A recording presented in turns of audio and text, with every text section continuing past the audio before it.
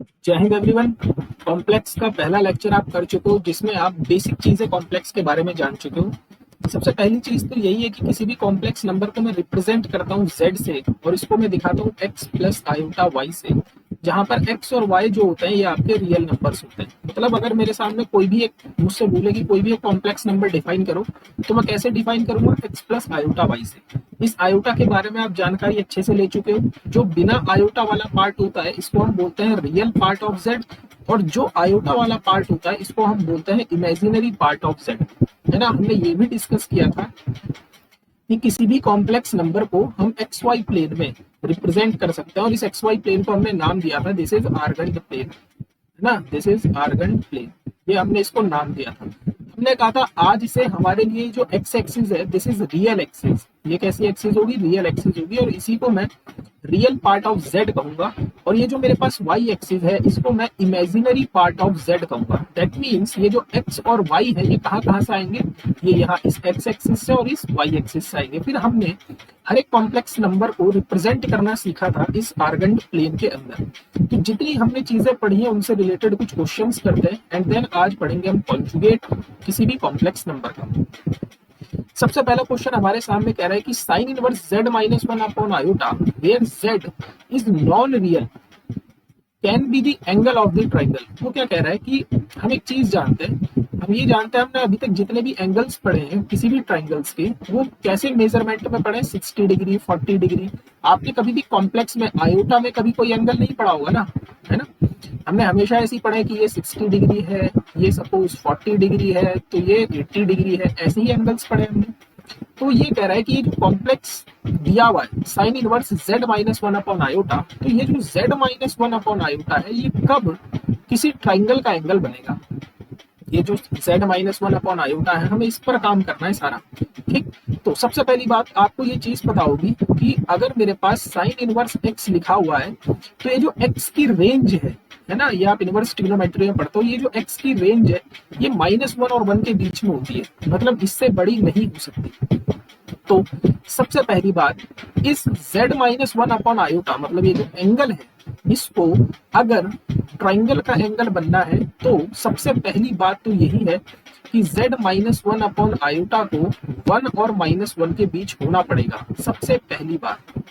ठीक, दूसरी बात क्या कह सकते हैं हम? दूसरी बात ये कह सकते हैं कि ये जो z minus one upon iota है ना, मतलब जो साइन इनवर्स का एंगल है ये रियल होना चाहिए भाई। ये कैसा होना चाहिए? ये रियल होना चाहिए, क्योंकि एंगल्स हमेशा रियल में डिफाइन होता है, कॉम्प्लेक्स में एंगल्स डिफाइन नहीं होते हैं। ठीक, तो ये दो बातें। Now z minus one upon iota, अब z होता क्या है? z तो x प्लस आयोटा y से हम डिफाइन करते हैं, है ना। -1 अपॉन आयोटा, इसको रियल बनना पड़ेगा। अगर इसको ट्राइंगल का एंगल बनना है तो इसको रियल बनना पड़ेगा। नाउ मैं x माइनस वन को एक साथ लिख सकता हूँ क्योंकि ये बिना आयोटा वाला पार्ट है, और आई वाई को एक साथ लिखा upon iota, this must be real, ये रियल होना चाहिए भाई। अब हमें पता है कि डिनोमिनेटर में आयोटा रहने नहीं देते हैं, तो हम क्या करेंगे, डिनोमिनेटर एंड न्यूमरेटर में दोनों में आयोटा से मल्टीप्लाई एंड आयोटा से क्या कर देंगे? डिवाइड कर देंगे। ठीक, तो इससे मल्टीप्लाई इससे डिवाइड, सो ये रियल बनना चाहिए। सो ये हो जाएगा x minus one into iota plus iota square y upon iota square, this is real, ये रियल होना चाहिए, है ना।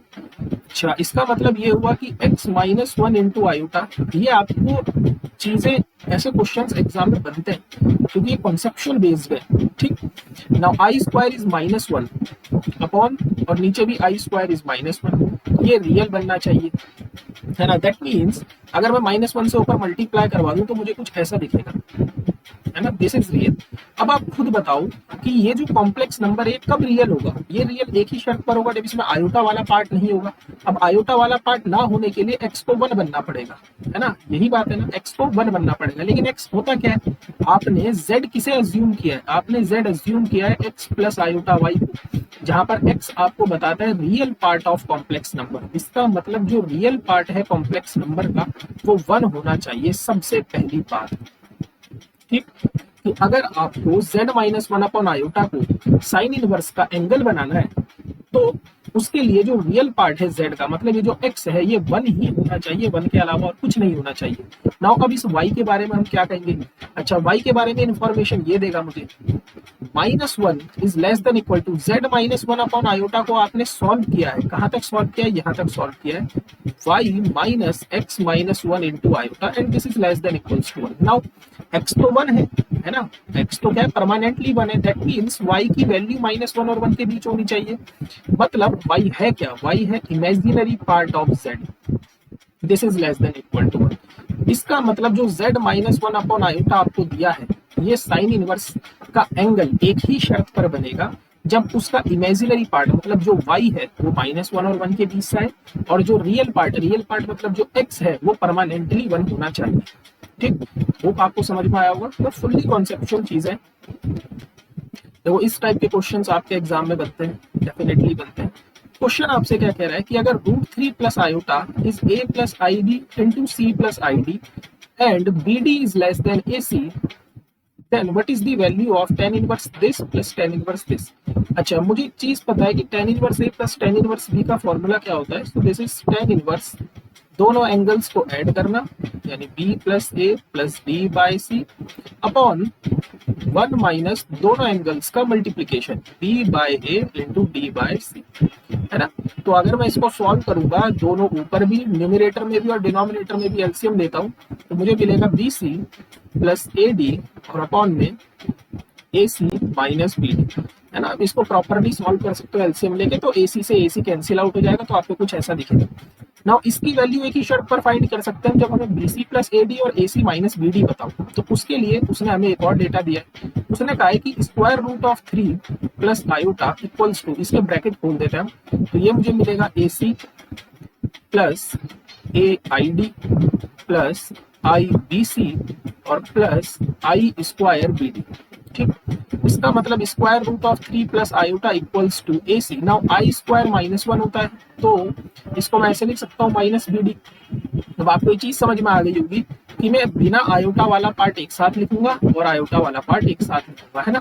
क्योंकि किसी भी कॉम्प्लेक्स नंबर को रिप्रेजेंट करने का तरीका ही ये है हमारे पास कि भाई बिना आयोटा वाला पार्ट एक साथ लिखो, आयोटा वाला पार्ट एक साथ लिखो। नाउ छोटी क्लासेस में हम कंपेयर करवाते थे, तो सही आदमी की सही आदमी से कंपेयर करवाएंगे। यहाँ पर हमारे पास है स्क्वायर रूट ऑफ 3, ये बिना आयोटा वाला पार्ट है, और यहाँ पर बिना आयोटा वाला पार्ट है AC माइनस BD। ठीक, एंड यहाँ पर आयोटा का कोएफिशिएंट है 1 और इधर आयोटा का कोएफिशिएंट है मेरा AD प्लस BC। नाउ दोनों डेटा आपको मिल चुका है, आप यहाँ पर पुट करो, मुझे मिल जाएगा tan inverse 1 upon square root of 3। So this we have tan inverse और 1 अपॉन √3 10 पाई बाय 6, 30 की वैल्यू होती है। सो हमारा आंसर कितना आ जाएगा, पाई बाय 6। तो इस टाइप के क्वेश्चंस एग्जाम में बनते हैं जो रिलेट करते हैं। देखो यहाँ पर इनवर्स ट्रिग्नोमेट्री के साथ साथ कॉम्प्लेक्स का यूज हुआ है। ठीक, now conjugate of a complex number, किसी भी कॉम्प्लेक्स नंबर के हम कॉन्जुगेट से क्या समझते हैं, और ये इंपॉर्टेंट टॉपिक है। ठीक, हम इसको ज्योमेट्रिकली भी समझेंगे, इसका मतलब क्या है। तो suppose z equals to x plus iy, this we have any complex number where x and y belongs to r। ये मेरे पास कोई भी कॉम्प्लेक्स नंबर है, ये मुझे गिवन है, ये दिया हुआ है क्वेश्चन में कि z मेरे पास कोई भी कॉम्प्लेक्स नंबर है, then its conjugate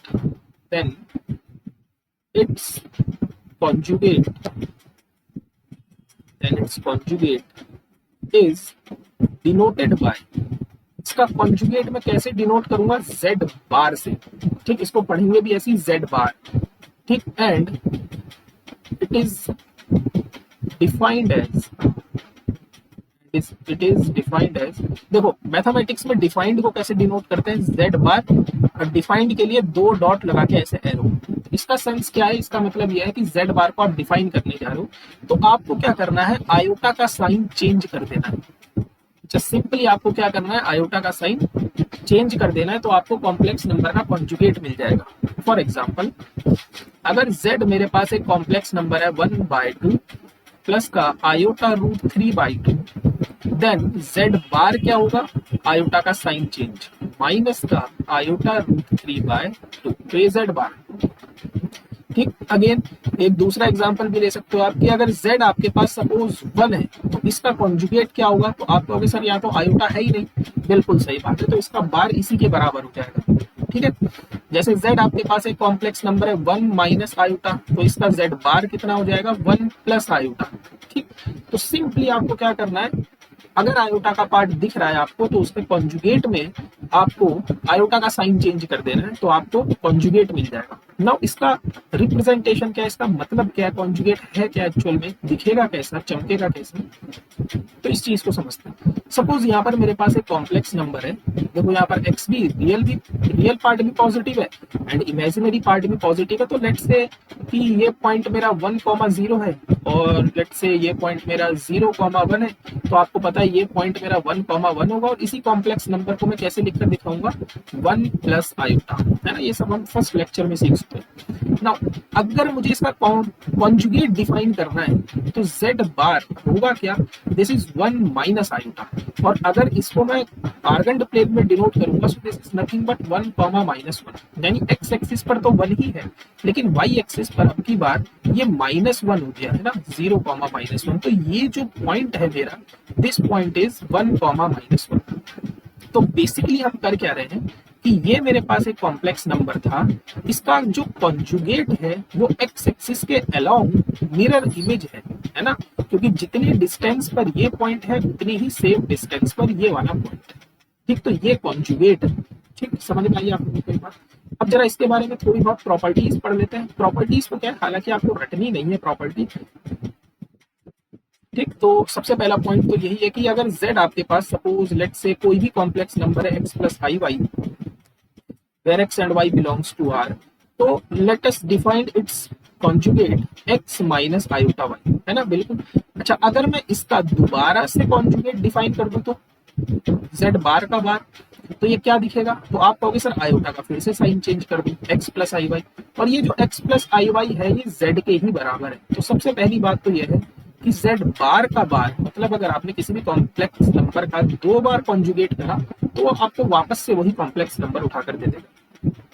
दूसरी बात, अच्छा अब इन दोनों को जरा ऐड करके देख लेते हैं, z plus Z bar, so we have x plus I y and इधर we have x minus I y, so i y से आई वाई कैंसिल आउट हो जाएगा, सो वी हैव 2x, है ना। तो z plus Z bar equals to 2 times of x है क्या, x is real part of z, तो इसको मैं ऐसे भी लिख सकता हूँ ना, z plus Z bar upon 2 equals to real part of z। That means कल की डेट में अगर मुझसे कोई पूछे कि किसी भी कॉम्प्लेक्स नंबर का रियल पार्ट क्या होता है, तो मैं बोलूंगा z plus Z bar upon 2। ठीक है। अच्छा, इन द सेम वे अगर मैंने इनको ऐड किया है तो मैं इनको सब्ट्रैक्ट भी तो कर सकता हूँ। तो अगर मेरे पास कोई कॉम्प्लेक्स नंबर है, लेट्स से सेम यही मैं अब की बार z माइनस जेड बार करता हूँ, तो z तो मेरे पास x प्लस आई वाई है, माइनस जेड बार क्या होता है x माइनस आई वाई, है ना। So we have z minus Z bar equals to x minus x plus I Y minus x plus I Y. Now अब की बार x से x कैंसिल आउट हो जाएगा and we have z minus Z bar upon 2 iota equals to y, and y होता क्या है, this is imaginary part of z। तो किसी भी कॉम्प्लेक्स नंबर का जो इमेजिनरी पार्ट होता है वो क्या होता है, z minus Z bar upon 2 iota. ये सब चीज आपको याद होनी चाहिए अगर आपको कॉम्प्लेक्स में कमांड बनानी है। रियल पार्ट क्या होता है, z plus Z bar upon 2, imaginary part क्या होता है, z minus Z bar upon 2 iota. ठीक, अच्छा ऐड कर लिया, सब्ट्रैक्ट कर लिया, अब मल्टीप्लीकेशन भी करके देख लेते हैं। What is z into Z bar, so z है क्या x प्लस आई वाई, जेड बार क्या मिलेगा x माइनस आई वाई। नाउ यहाँ फॉर्मूला अप्लाई हो सकता है a प्लस बी और a माइनस बी का, so this is a square minus B square, सही है। So z into Z bar equals to we have x square and minus I square Y square, और i square को आप जानते हो क्या होता है, i square is -1, so we have x square plus Y square. थोड़ी देर बाद इस x square plus Y square को एक अलग सा नाम देना शुरू करेंगे हम। ठीक, so z into Z bar किसके बराबर होता है, X square plus Y square के लिए, और आप थोड़ी देर के लिए इसको अभी मान लो कि this is mod Z square. अभी इसको हम आगे जाके डिफाइन करेंगे व्हाट इज मॉड जेड। तो कल की डेट में अगर आपसे कोई पूछ ले z इंटू जेड बार किसके बराबर होता है, तो आप कहोगे मॉड जेड स्क्वायर के, और मॉड जेड स्क्वायर होता क्या है, X square plus Y square. ये बात क्लियर है। ठीक, इतनी चीजें क्लियर समझ में आ रही है ना आप लोगों को। ओके, नाउ कुछ क्वेश्चंस करते हैं। ठीक है, the conjugate of a complex number, इस कॉम्प्लेक्स नंबर का मुझे कॉन्जुगेट फाइंड आउट करना है। ठीक, तो सॉल्यूशन स्टार्ट करते हैं। हमें कॉम्प्लेक्स नंबर दिया क्या है, हमें दिया है 1/i-1। मुझे पता है इसका जो कॉन्जुगेट होगा वो कॉन्जुगेट क्या होगा, केवल आयोटा का अपने को साइन चेंज करना है ना। और ये चीज आप जानते हैं कि हम डिनोमिनेटर में आयोटा को नहीं रहने देते, तो मुझे यहाँ डिनोमिनेटर से आयोटा हटाना पड़ेगा। तो सबसे पहला काम आपको क्या करना है, सबसे पहला काम आपको ये करना है कि आप जो एक्चुअल कॉम्प्लेक्स नंबर आपको दिया है आप उसी में से आयोटा को हटाओ। ठीक, उसी में से क्या करो, डिनोमिनेटर से आयोटा को हटाओ। और डिनोमिनेटर से आयोटा को हटाने का क्या है, आपको रैशनलाइज करना पड़ेगा। तो this is iota plus.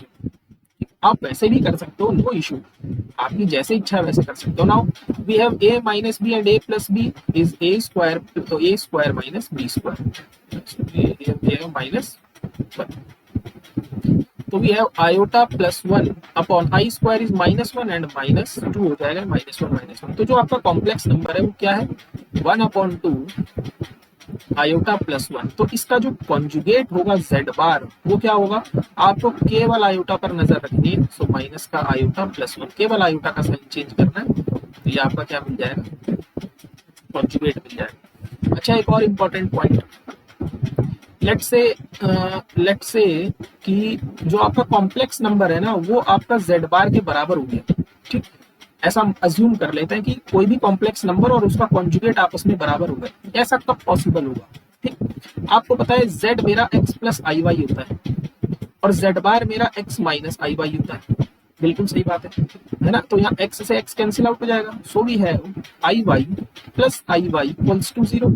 That means 2 iota y equals to 0। अब 2 तो 0 हो नहीं सकता, आयोटा 0 नहीं हो सकता। दैट मीन्स यहाँ से y को ही 0 बनना पड़ेगा। यानी कि किसी भी कॉम्प्लेक्स नंबर और उसका कॉन्जुगेट जब आपस में बराबर होंगे तो वो केवल एक ही शर्त पर बराबर होंगे, जब y 0 होगा। नाउ y होता क्या है, y is imaginary part of z। That means इसको 0 बनना पड़ेगा, तभी आपका z और z बार आपस में बराबर होंगे। तो एक इंपॉर्टेंट नोट पॉइंट यही है कि z equals to z bar if and only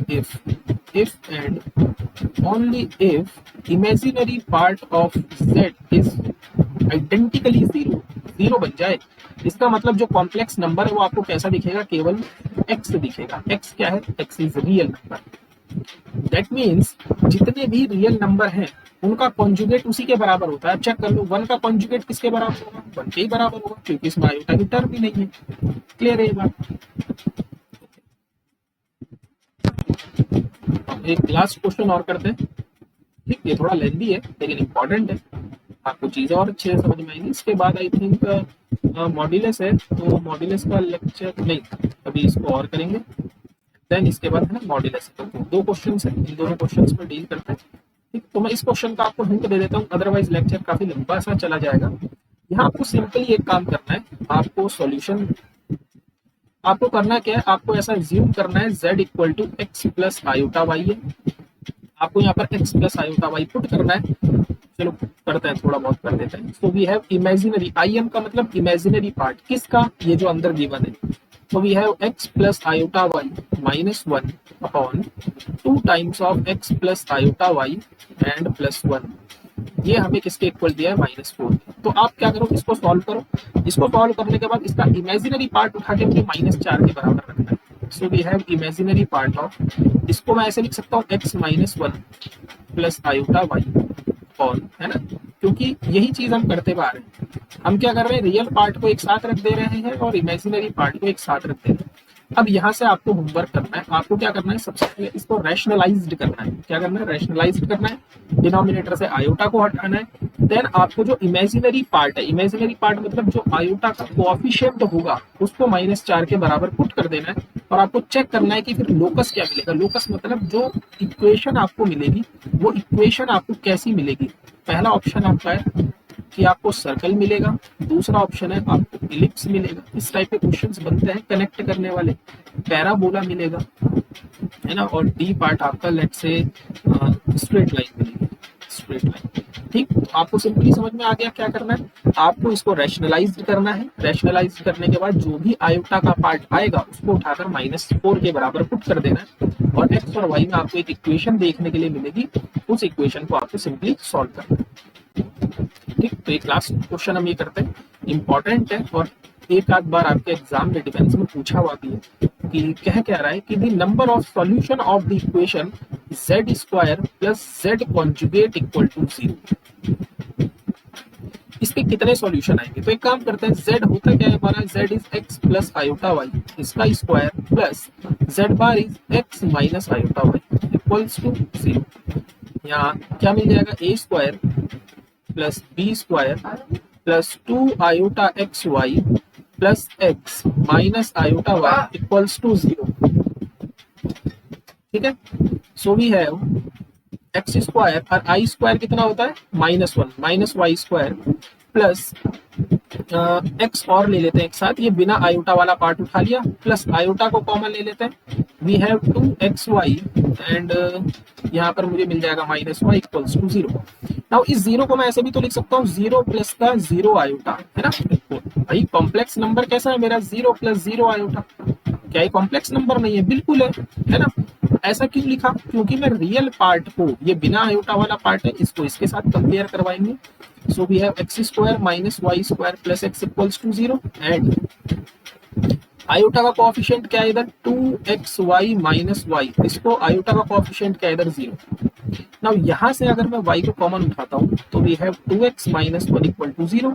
यहाँ से दो चीजें मिलेंगी कि या तो y 0 हो जाए या फिर x की वैल्यू 1/2 हो जाए। क्लियर है बात, बस इसके आगे आपको सॉल्व नहीं करना है, तो आप समझ जो है ऐसी चीज। अगर y 0 हो गया, ठीक, तो इफ y इक्वल्स टू 0 तो यहाँ से आपको मिलेगा x square plus x equal to 0।